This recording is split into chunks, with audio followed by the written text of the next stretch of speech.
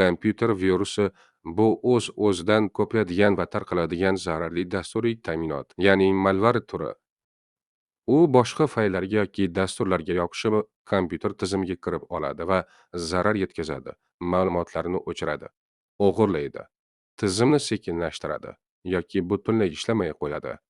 Virus atamasi birinchi marta 1970-yillarda paydo bo'lgan, ammo hozirgi kunda virus so'zi ko'pincha barcha zararli dasturlarni, ya'ni malvarlarni ifodalash uchun ishlatiladi. Kompyuter viruslarining asosiy turlari: birinchi, fayl infektorlari, file infestor viruses. Bu eng klassik virus turi. U .yh, .com kabi ijro etiladigan fayllarga yopishib oladi. Fayl ochilganda virus faollashadi va boshqa fayllarga tarqaladi. Masalan, eski davrlarda ko'p uchragan, hozir ham ba'zi variantlari mavjud. Ikkinchi, bot sektor viruslari, bot sektor viruses. Ular qattiq disk yoki flashkaning yuklash sektorini, ya'ni bot sektor yoki Emberni infeksiya qiladi. Kompyuter yoqilganda virus avval ishga tushadi va keyin tizimni boshqaradi. Bugungi kunda UEFI tizimlari tufayli kamaygan, lekin hali ham xavfli. Uchinchi, makro viruslari, macro viruses. Microsoft Office hujjatlari, masalan Word va Excel ichidagi makrolarga yoziladi. Hujjat ochilganda makro ishga tushib, virus tarqaladi. 1990-yillarning oxirida juda keng tarqalgan edi. Masalan, Melissa virusi. 4.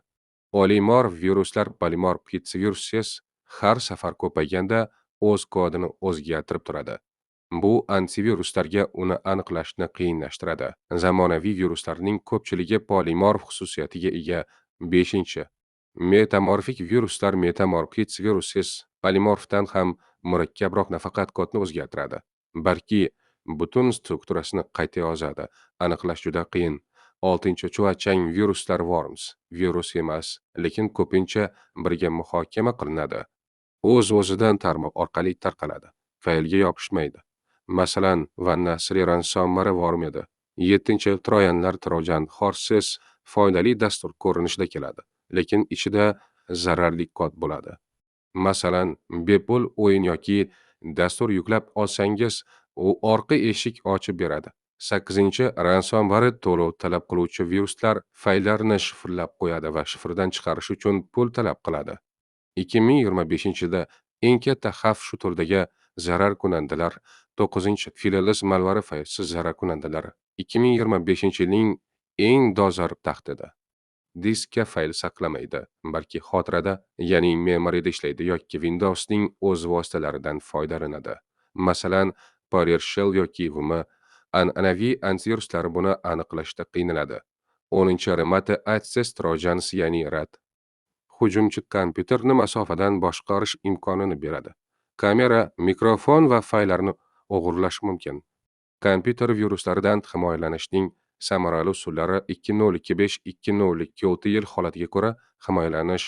Bu bir usul emas, balki ko'p qatlamli yondashuv, ya'ni defense in depth. 1. Antivirus yoki endpoint protection dasturlarini o'rnatish. Eng muhimi, doimiy yangilanadigan va real vaqtda himoya beradigan antivirus. Windows Defender bepul va juda yaxshi rivojlangan. Shuningdek, Bitdefender, Kaspersky, ESET-Note 32 malvari BTS Premium. AI va bulutli tahlilga asoslangan variantlarni tanlang. 2.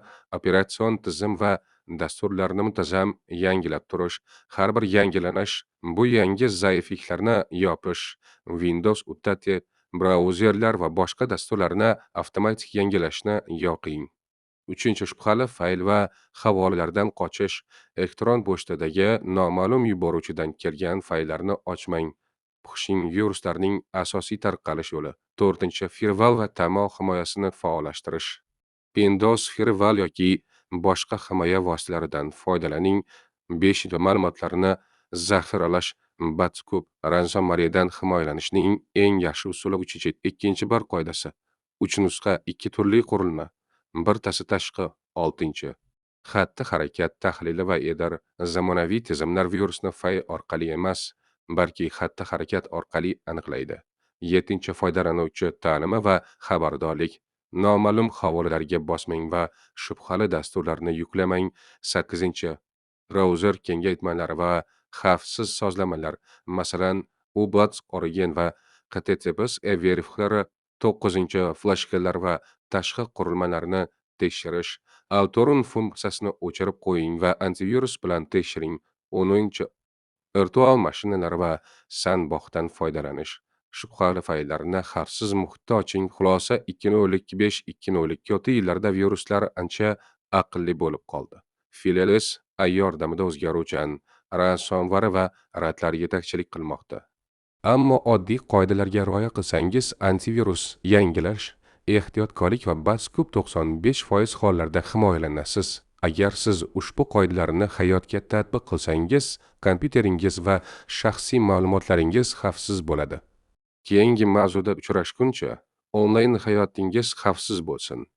Rahmat tinglaganingiz uchun.